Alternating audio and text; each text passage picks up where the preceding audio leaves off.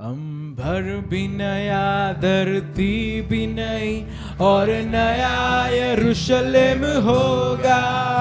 अंबर भी नया, धरती भी नई, और नया यरूशलेम होगा। हर सुबह नहीं, हर शाम नहीं, हर वक्त सुहाना होगा। सुंदर सा नगर एक होगा, सुंदर सा नगर एक होगा। अंधे की आँख खुलेगी, बहरे का कान खुलेगा। अंधे की आँख खुलेगी, बहरे का कान खुलेगा। दौड़ेगा जोर से लंगड़ा, गूंगा महिमा गाएगा। दौड़ेगा जोर से लंगड़ा, गूंगा महिमा गाएगा। कोई कष्ट नहीं, आंसू भी नहीं, बस प्यार प्यार होगा। हर सुबह नहीं, हर शाम नहीं, हर वक्त सुहाना होगा। सुंदर सा नगर एक होगा, सुंदर सा नगर एक होगा। अंबर भी नया, धरती भी नई, और नया यरूशलेम होगा। अंबर भी नया, धरती भी नई, और नया यरूशलेम होगा। हर सुबह नहीं, हर शाम नहीं, हर वक्त सुहाना होगा। सुंदर सा नगर एक होगा, सुंदर सा नगर एक होगा। सूरज भी ना डूबेगा, चंदा भी ना सोएगा। सूरज भी ना डूबेगा, चंदा भी ना सोएगा। कभी अंधेरा, कभी अंधेरा ना होगा, और पाप का नाम न होगा। कभी अंधेरा ना होगा, और पाप का नाम न होगा। वहाँ मौत नहीं, बीमारी नहीं, और किसी का अंत न होगा। हर सुबह नहीं, हर शाम नहीं, हर वक्त सुहाना होगा। सुंदर सा नगर एक होगा, सुंदर सा नगर एक होगा। अंबर भी नया, धरती भी नई, और नया यरूशलेम होगा। हर सुबह नहीं, हर शाम नहीं, हर वक्त सुहाना होगा। सुंदर सा नगर एक होगा, सुंदर सा नगर एक होगा। ईश्वर ने इस दुनिया से, ईश्वर ने इस दुनिया से कितना प्रेम किया है। ईश्वर ने इस दुनिया से कितना प्रेम किया है। इंसान को मुक्ति दिलाने अपना इकलौता पुत्र दिया है। इंसान को मुक्ति दिलाने अपना इकलौता पुत्र दिया है। उस पर जो विश्वास करे, वो उसी नगर का होगा। हर सुबह नहीं, हर शाम नहीं, हर वक्त सुहाना होगा। सुंदर सा नगर एक होगा, सुंदर सा नगर एक होगा। ओ हर सुबह नहीं, हर शाम नहीं, हर वक्त सुहाना होगा। सुंदर सा नगर एक होगा, हर सा नगर एक होगा। Thank you Jesus.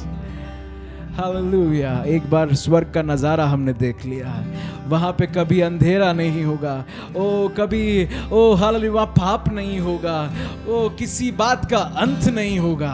Thank you Jesus, hallelujah.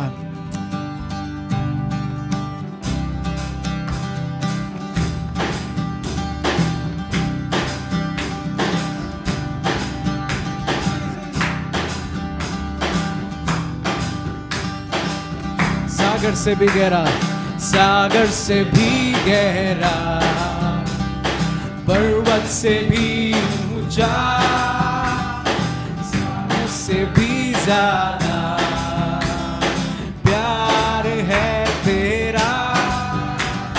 सागर से भी गहरा, पर्वत से भी ऊंचा, तारों से भी ज्यादा प्यार है तेरा।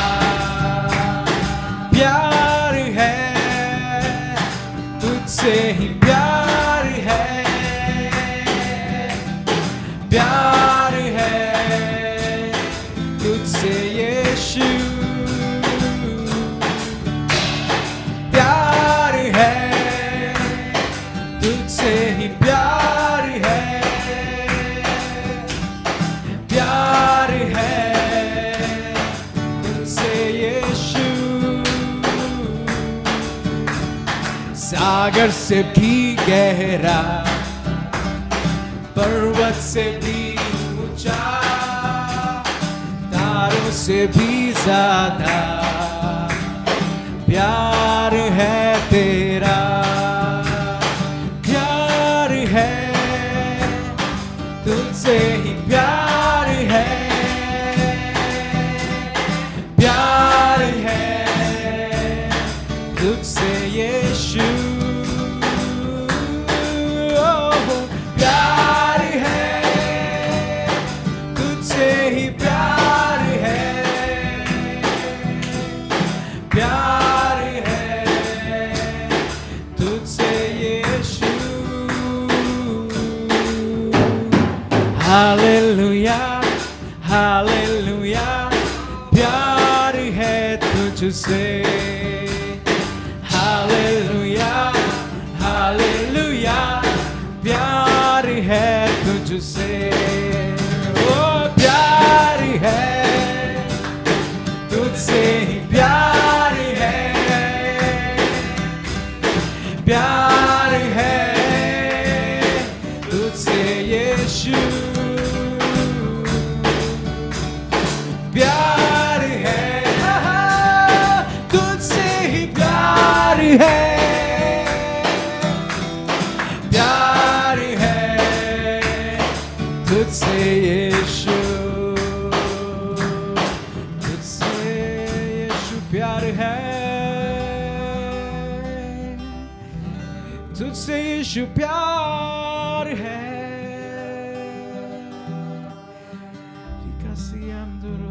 दुनिया की कोई भी ताकत, दुनिया में ऐसी कोई भी चीज नहीं है जो इतनी प्यार कर सकती है। कोई इंसान नहीं है, कोई माँ नहीं है जो इतनी प्यार कर सकती है। ऐसा महान, ऐसा अनोखा प्रेम हमारा परमेश्वर करता है। Thank you Jesus, thank you Jesus। तेरे आश्चर्य कर्म बहुत बहुत ही अनोखे हैं परमेश्वर पिता। हालेलुया।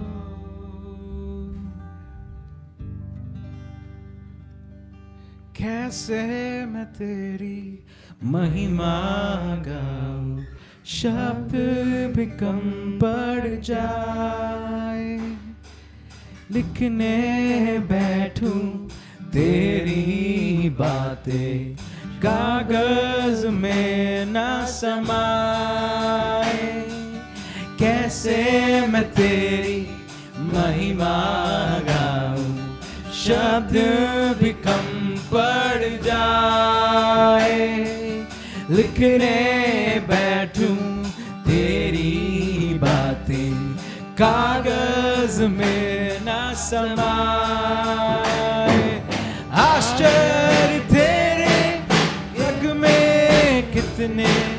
कैसे मैं उनको बयान करूं।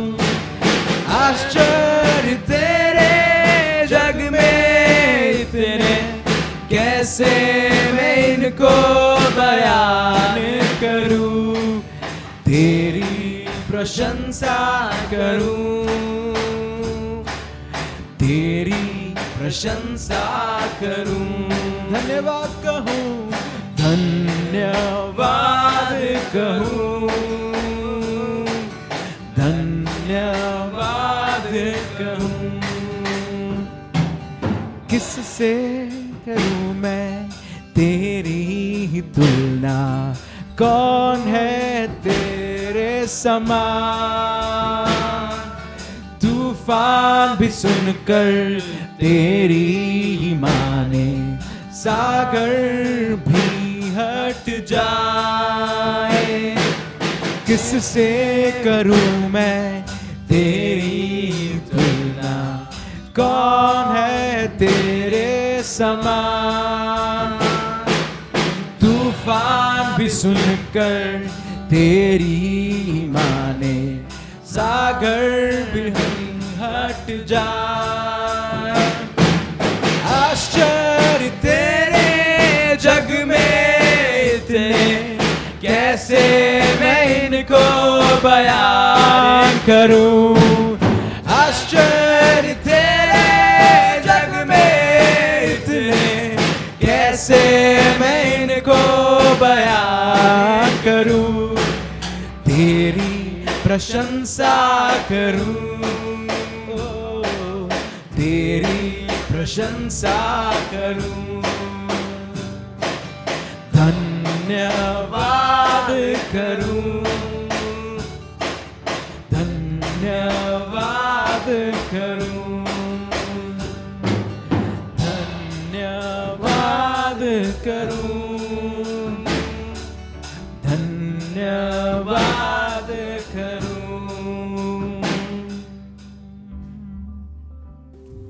परमेश्वर के नाम की स्तुति हो। एक अच्छा समय प्रभु ने हमें जीवन में फिर से दिया है कि हम उसके वचनों को मनन कर सके और जो वचन में जो आशीषें हैं अपने जीवन में हम ले सके। हम वर्तमान में अभी भी गंभीर परिस्थितियों से होकर गुजर रहे हैं। हमारे घरों में कई प्रकार की समस्याएं हो सकती है, परेशानियां हो सकती है, बीमारियां हो सकती है और हमारे बच्चे अभी भी तनाव में होंगे। बहुत दिन हो गए वे बाहर नहीं निकल पा रहे हैं और उनकी पढ़ाई भी ढंग से नहीं हो पा रहे हैं और हमारी जो आर्थिक स्थितियां भी मुश्किल परिस्थितियों में है। कई समय हो गए तनख्वाह नहीं और कई जो ज़रूरतों के बारे में जब हम देखते हैं कल कैसे होगा, हमें अभी भी कुछ सोचता नहीं होगा। और इतना भी नहीं है कि संसार के अंदर हम कई बातों के बारे में सुनते हैं, हमें लड़ाइयों की चर्चा सुनाई देती है और कई प्रकार की जो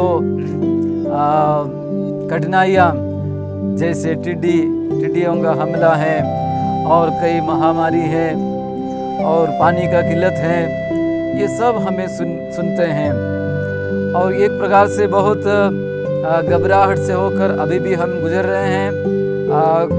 कैसे आगे बढ़ना है सटीक जवाब हमारे पास नहीं है। एक प्रकार की अनिश्चयताएं हमारे जीवन में हैं और ऐसे समय में परमेश्वर का वचन जो है हमें देखने के लिए हमारे जीवन में बहुत अच्छा है। प्रभु का वचन हम देखें, मेरे साथ अपने अपने बाइबल को हम खोल सकते हैं।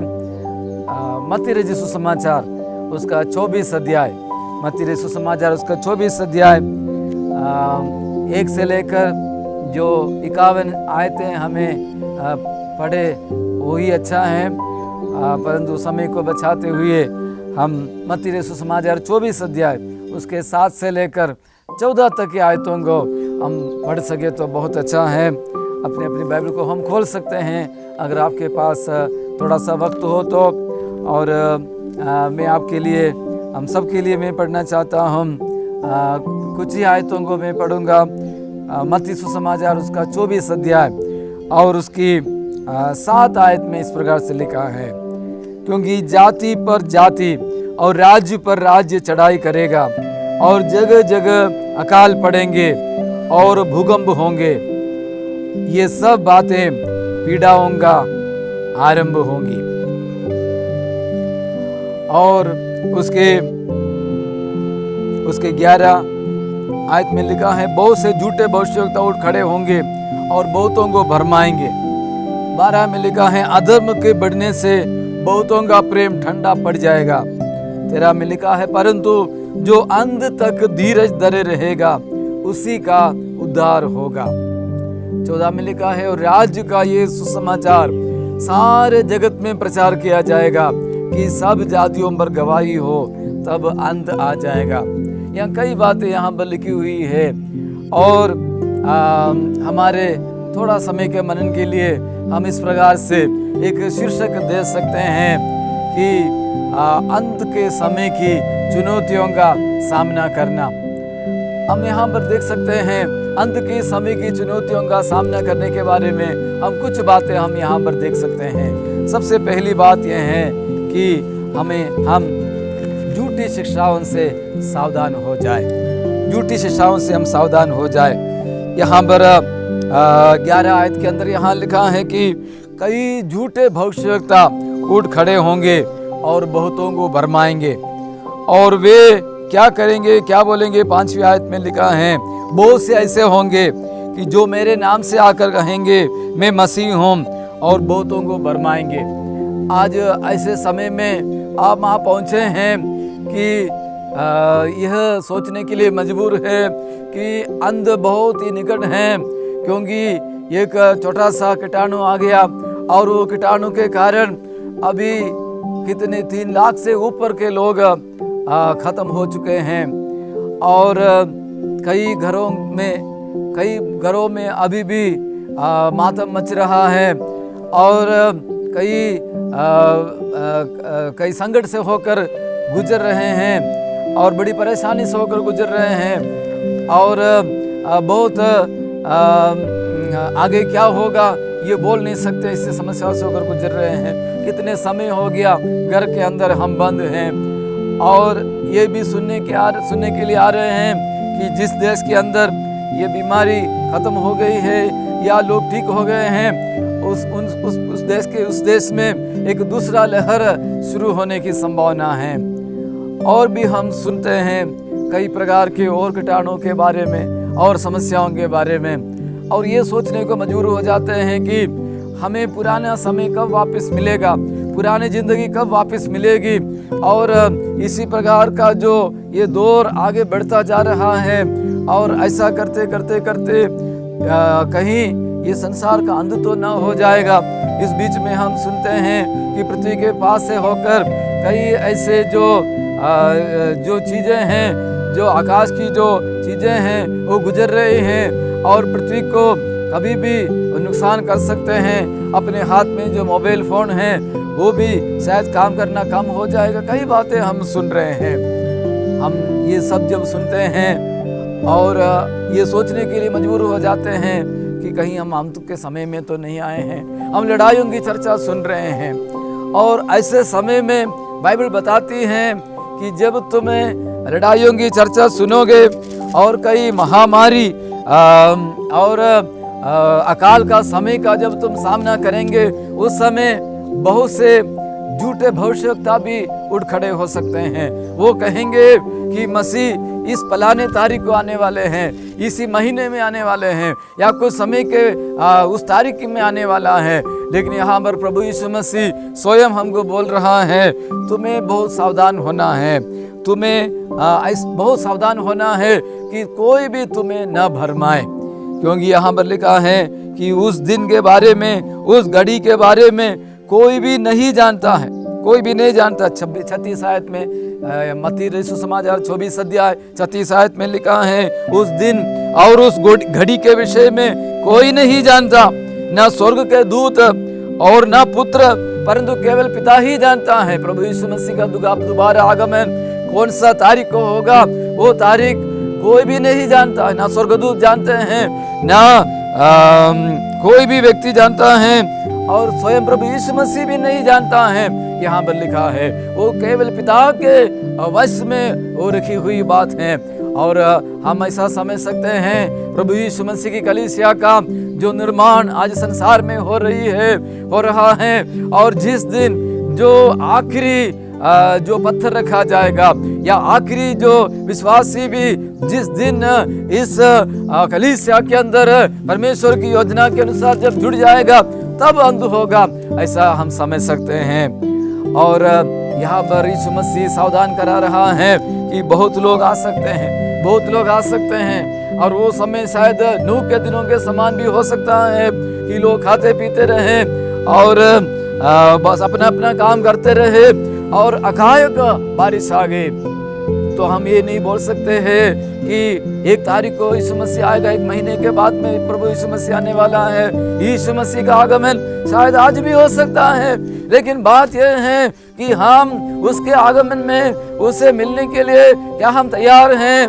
हम उससे मिलने के लिए इच्छा हमारे अंदर है, उसके पास जाने के लिए हम चाहते हैं क्या? वो सबसे बड़ी बात है। हमें झूठी शिक्षाओं से बहुत सावधान होना है। कई शिक्षाएं संसार के अंदर हैं, और कुछ ऐसे लोग सिखाते हैं कि देखो रविवार का दिन नहीं आराधना, रविवार का दिन नहीं, लेकिन शनिवार का दिन आराधना करना चाहिए, या शनिवार का दिन इकट्ठा होना चाहिए, ऐसा सिखाने वाले हैं। कुछ लोग ऐसे सिखाते हैं जो बपतिस्मा हमें यीशु मसीह के नाम से ही देना है, पिता पुत्र पवित्र आत्मा के नाम से नहीं देना है। कई प्रकार की शिक्षाएं संसार के अंदर फैली हुई हैं, लेकिन एक विश्वासी को परमेश्वर का वचन को अच्छी तरह अध्ययन करना होगा, सीखना होगा, समझना होगा, और झूठी शिक्षाओं से सावधान होना है। मनुष्य पर भरोसा नहीं रखना है। मनुष्य पर भरोसा, जो मनुष्य पर भरोसा रखता है वो श्रापित है, और जो परमेश्वर पर भरोसा रखता है वो सिय्योन पहाड़ के समान रहेगा, जो कभी मिटने वाला नहीं है। जो इसलिए पहली बात इन अंत के समय की चुनौतियों का सामना करने के लिए जो पहली बात है, हमें झूठी शिक्षाओं से सावधान होना है। अब हम दूसरी बात देखते हैं इस गद्यांश के अंदर, मत्ती सुसमाचार 24 अध्याय में, हमारे प्रेम को ठंडा होने नहीं देना है। हमारे प्रेम को ठंडा होने नहीं देना। मत्ती सुसमाचार 24 अध्याय और उसके 12 आयत में लिखा है, अधर्म के बढ़ने से बहुतों का प्रेम ठंडा पड़ सकता है। अधर्म का बढ़ने से बहुतों का प्रेम ठंडा पड़ जाएगा, ऐसा एक चेतावनी के रूप में यहाँ पर लिखा है। अधर्म का बढ़ने से बहुतों का प्रेम ठंडा पड़ जाएगा। और अंत के समय में यीशु मसीह ने सावधान किया है कि बहुतों का प्रेम ठंडा पड़ जाएगा।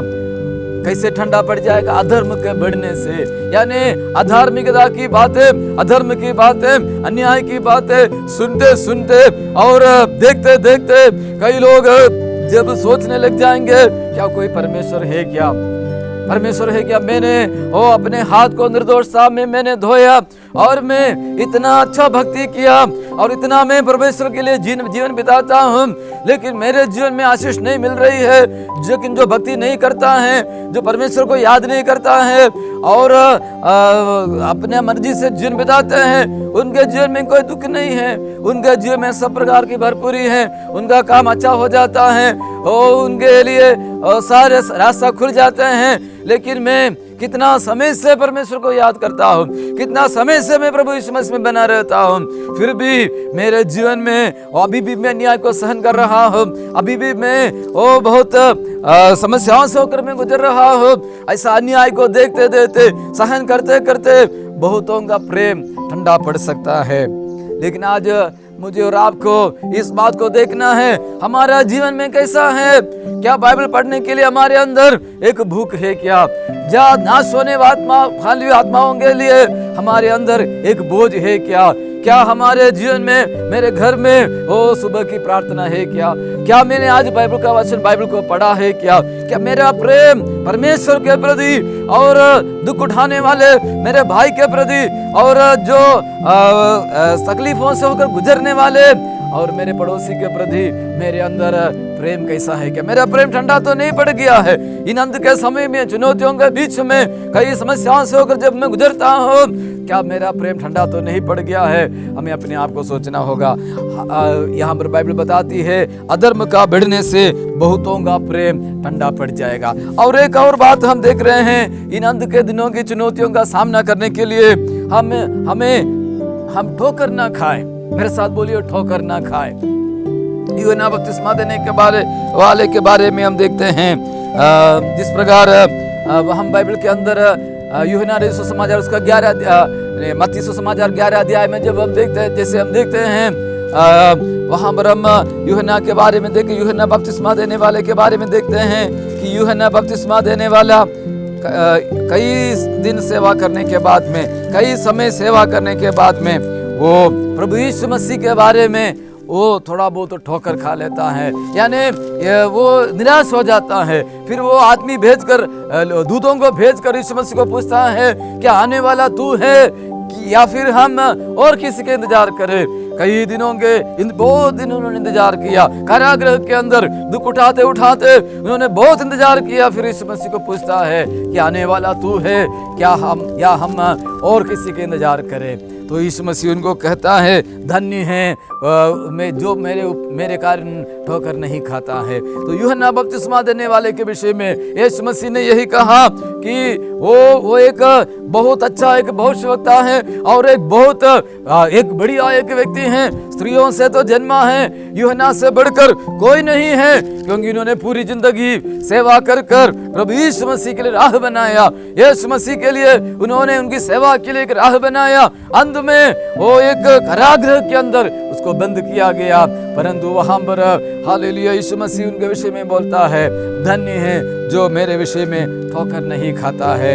हमें इन अंत के दिनों में चुनौतियों का जब हम सामना करते हैं, हालेलुया, हमें प्रभु यीशु मसीह के संबंध में हमें ठहरे रहना है। हालेलुया। उस विधवा बहन के बारे में हम देख रहे हैं, वो विधवा बहन जो जैसे हम लूका 18 अध्याय में हम देखते हैं, वो विधवा बहन वो बार बार उस न्यायाधीश के पास जाती है, क्योंकि उसका कोई मुकदमा था। वो बार बार जाती है तो भी उसको जवाब नहीं मिलता है, उसको समाधान नहीं होता है। लेकिन वो विधवा बहन वो हियाव नहीं छोड़ती है। विधवा बहन नहीं सोचती है चलो मैं प्रार्थना करना बंद कर देती हूँ, हो सकता है कल तक मेरे को जवाब नहीं मिला, लेकिन आज मैं और कोशिश करूंगी, आज मैं और प्रार्थना करूंगी, आज मैं और उनसे मिलने के लिए मैं जाऊंगी और संभव है कि मेरा काम हो जाए। वो विधवा बहन क्या करती है, वो कोशिश करती है, वो प्रयास करती है, वो ठहरे रहती है, वो क्रियाशील होकर वो आगे बढ़ती हैं। हम अय्यूब के जीवन के बारे में हम देखते हैं, अय्यूब का जीवन में एक के बाद एक करके जब बुरा खबर मिलता है और अय्यूब बहुत संघर्ष होकर गुजरता है, उनकी संपत्ति का नुकसान होता है और उनके बच्चे भी उनसे अलग हो जाते हैं, उनके परिवार में भी समस्या होती है, झगड़ा हो जाता है घर में और वो स्वयं बीमार हो जाता है। उस समय भी अय्यूब बोलता है, अय्यूब की पुस्तक 13 अध्याय के अंदर अय्यूब कहता है, वो मुझे मार डाले प्रभु, मुझे मार डाले तो भी मैं प्रभु के इंतजार करूंगा। यीशु मसीह अगर मुझे खत्म भी कर दे तो भी मैं उसी के इंतजार करूंगा। अय्यूब क्या करता है, वो धीरज धरता है, वो हालेलुया यीशु का वो बाट जोता रहता है, उसके अंदर पूरा विश्वास है वो मेरा छुड़ाने वाला जीवित है, वो अंत में वो पृथ्वी पर खड़ा होगा और मेरी इन आंखों से मैं यीशु मसीह का दर्शन करूंगा। हालेलुया। समस्याओं से होकर गुजरते समय वो अय्यूब जो है अपना हियाव नहीं छोड़ता है। अय्यूब जो है खत्म होकर अब निराश होकर वो आत्महत्या करने की कोशिश नहीं करता, लेकिन वो बोलता है ओ यीशु मसीह जीवित है, मुझे मालूम है वो मेरी मदद करने के लिए जरूर आएगा और मैं उसका इंतजार करूंगा, वो जरूर मेरी सहायता करेगा, मुझे पक्का विश्वास है मेरा प्रभु जीवित है। हालेलुया। आज सुबह हालेलुया आज दिन के समय हम अपने आप को पूछ लीजिए, अपने आप को पूछ लीजिए, क्या मेरा प्रभु आज भी जीवित है क्या, मेरा परमेश्वर आज भी जीवित है क्या, अपने आप को पूछ लीजिए। हालेलुया। मेरे यहाँ पर यीशु मसीह बोलता है मत्ती 24 अध्याय के अंदर, यीशु मसीह 10वीं आयत में बोलता है कि ठोकर ना खाओ। हालेलुया। तुम्हें ठोकर नहीं खाना है। बहुत सारे लोग ठोकर खाएंगे, लेकिन तुम्हें ठोकर नहीं खाना है। यीशु के बारे में ठोकर नहीं खाना है। हालेलुया। लेकिन हमें जैसे मत्ती 24 अध्याय 40 आयत में लिखा है कि हमें विश्वास योग्य दास के समान रहना है। हालेलुया। स्वामी कब आएगा? जब भी स्वामी आ जाए मैं उसके लिए एक विश्वास योग्य सेवक ठहरूंगा। वो मुझे ऐसा पाएगा कि मैं उसकी सेवा करता रहूंगा। हालेलुया। भले लोग मेरा सम्मान करे ना करे, मुझे शाबाशी मिले ना मिले, और मेरे अंदर बहुत सारे सवाल है, तो भी जो वो मौका मेरे पास है, उस मौके के अंदर में वो पूरा कोशिश कर मेरे स्वामी को प्रसन्न करूंगा, उसका इंतजार करूंगा, विश्वास योग्यता के साथ मैं स्वामी की सेवा करूंगा। इस प्रकार विश्वास योग्यता के साथ ओ हालेलुया सेवा करते हुए, ओ ठोकर ना खाते हुए आगे बढ़ने के लिए प्रभु यीशु मसीह आज हमें बुला रहा है। हालेलुया। और अगली बात है, इस विषम परिस्थितियों में, हालेलुया, इन चुनौतियों में भी हमें आगे बढ़ने के लिए हमें हालेलुया सुसमाचार का प्रसार का कार्य जारी रखना है। हालेलुया। मेरे साथ बोलिए, हालेलुया, सुसमाचार प्रसार का कार्य जारी रखना है। यहाँ पर मत्ती 24 अध्याय और उसके 14वीं आयत में प्रभु यीशु मसीह बोल रहा है कि राज्य का ये सुसमाचार सारे जगत में प्रचार किया जाएगा। देखो, ये सब कुछ वर्णन करने के लिए अभी अपने पास समय नहीं है। मत्ती 24 के अध्याय के अंदर 3 सवालों का जवाब यीशु मसीह दे रहा है। 3 सवाल है, जैसे तीसरी आयत में लिखा है। पहला सवाल है, यरूशलेम मंदिर का विनाश कब होगा? और दूसरा सवाल है, यीशु मसीह का आने का चिन्ह क्या है और दोबारा आगमन का चिन्ह क्या है? और तीसरा सवाल है, ये संसार के अंत का चिन्ह क्या है? इन तीनों सवालों का जवाब इस अध्याय में यीशु मसीह दे रहा है। इसको अलग अलग करके बड़े गहराई से हमें अध्ययन करना होगा, तब जाकर हमें ये पूरा समझ में आ जाता है। यहाँ पर यरूशलेम के मंदिर के विनाश के बारे में यीशु मसीह एक बात बोलता है कि हालेलुया, सुसमाचार सारे जगत में मतलब टू ऑल द नेशंस, मतलब रोमी सरकार के अंदर जितने भी जातियां हैं उन सभी जातियों को सुसमाचार प्रचार किया जाएगा और तब यरूशलेम का अंत होगा। इस प्रकार का एक संकेत यीशु मसीह देता है। हम उसके जो प्रासंगिक अर्थ को ना लेते हुए एक आम संदेश को हम उसके अंदर से निकाले। हालेलुया। प्रभु यीशु मसीह का प्रचार हमें सारे संसार के अंदर हमें करना है, जिस प्रकार मत्ती 28 अध्याय 19 आयत में हम देखते हैं। हालेलुया। आमीन। हालेलुया। यरूशलेम में, यहूदिया में, सामरिया में, पृथ्वी की छोर तक हमें यीशु मसीह का गवाह होना है, जो यीशु मसीह ने हमें आदेश दिया है। हालेलुया। हम प्रार्थना करते, विश्वास करते हैं ये लॉकडाउन जैसे खत्म हो रहा है, हमें आराधना की आजादी मिलेगी। और हालेलुया, और आराधना की आजादी मिलते समय हालेलुया हम सरकार के अधीन रहते हुए और उनके नियमों का पालन करते हुए, हालेलुया, अपने आप को संभालते हुए, एक दूसरे से दूरी बना के रखते हुए, और हालेलुया मुंह में रुमाल पहनते हुए, और हालेलुया बार बार हाथ धोते हुए, और अन्य तमाम ऐतिहासिक हम बरतते हुए भी हम प्रभु यीशु मसीह की भक्ति करना, आराधना करना और प्रचार करना, उसमें हमें आगे बढ़ते जाना है जो प्रभु का वचन हमें आदेश देता है। हालेलुया। परमेश्वर के वचन का प्रचार हम करते जाए। हालेलुया। वो 1 कुरिन्थी 15:58 में लिखा है, मेरे प्रिय मेरे भाइयों, दृढ़ और अटल रहो और प्रभु के कार्यों में सर्वदा बढ़ते जाओ, ये जानकर कि तुम्हारा परिश्रम प्रभु में व्यर्थ नहीं है। हालेलुया। आमीन। हम जिस प्रकार इन लॉकडाउन के समय में हम प्रार्थना करते आए हैं, हालेलुया, आपकी प्रार्थनाओं के कारण हालेलुया मृत्यु दर कम हुआ है। हम आपके हालेलुया उपवास के कारण कई लोग बच गए हैं। हालेलुया। ये कार्य हमें आगे जारी रखना है और भी हमें प्रार्थना करना है, और हमारे देश के कल्याण के लिए, हमारे लोगों की भलाई के लिए हमें और भी प्रयत्न करना है, और सुसमाचार का प्रचार हमें करते जाना है। जो यीशु मसीह ने जो महान आदेश दिया है, हमें और भी प्रार्थना करना है, तब जाकर ये बीमारी थम जाएगी, तब जाकर आने वाली विपत्तियों से हम बच जाएंगे।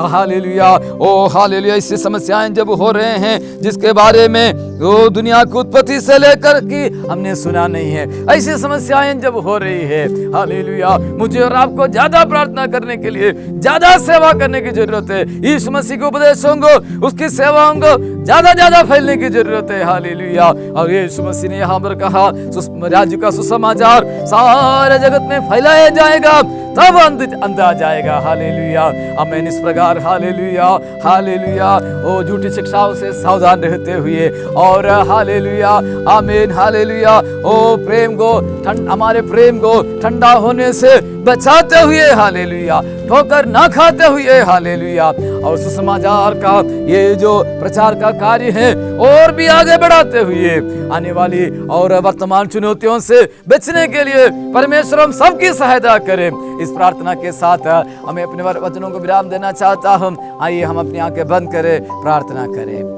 स्वर्गीय पिता परमेश्वर, हम धन्यवाद करते हैं पिता परमेश्वर, प्रभु यीशु मसीह के शिक्षाओं के अंदर से हमें आज जो सीखने को मिला, जब अंत के समय में कई प्रकार का लक्षण हम देख रहे हैं, कई प्रकार का चिन्ह हम देख रहे हैं। ओ हालेलुया, हमें सहायता कीजिए प्रभु, मदद कीजिए। हालेलुया, हम झूठी शिक्षाओं से हम सावधान होकर उनसे बचे रहने वाले बन जाए। हमारे अंदर ईश्वरीय प्रेम कभी भी ठंडा ना होना चाहिए। ओ प्रभु हालेलुया, हम कभी भी ठोकर ना खाए, लेकिन हम प्रभु इंतजार करें धीरज के साथ में, हालेलुया, तेरी सेवा करते जाए। और हालेलुया, जो आपकी योजना है ईश्वर, हालेलुया, हमारे बारे में, हमारे लोगों के बारे में आपकी जो योजनाएं हैं, उद्धार की योजनाएं हमारे द्वारा इस पीढ़ी में पूरी होती जाए परमेश्वर। हालेलुया, इस प्रकार हालेलुया, यीशु के आगमन के लिए हम तैयार हो जाए, ऐसी हम प्रार्थना करते हैं। आमीन। अपने आप को हम आपके पवित्र बलवंत भुजाओं में समर्पण करके प्रार्थना करते हैं, यीशु मसीह के नाम से।